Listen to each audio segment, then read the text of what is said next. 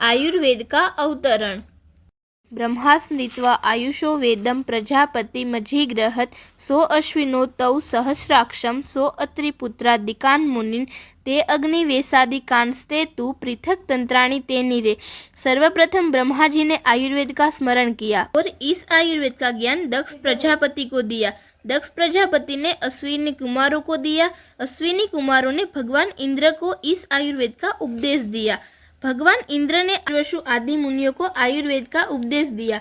इन ऋषि ने इस आयुर्वेद का ज्ञान अपने अलग अलग शिष्यों को दिया, जिसमें अग्निवेश, भेद, जतुकर्ण, पराशर, हारित, क्षारपाणी आदि को पढ़ाया था। इन ऋषियों ने कालांतर में अलग अलग आयुर्वेद तंत्रों की रचना की। अब जो ब्रह्मा से लेके इंद्र तक जो परंपरा थी उसको दैविक परंपरा बोलेंगे, और जो पुनर्वसु आत्रेय से लेकर उसके शिष्यों तक थी उसको हम भौगोलिक परंपरा बोलेंगे। धन्यवाद।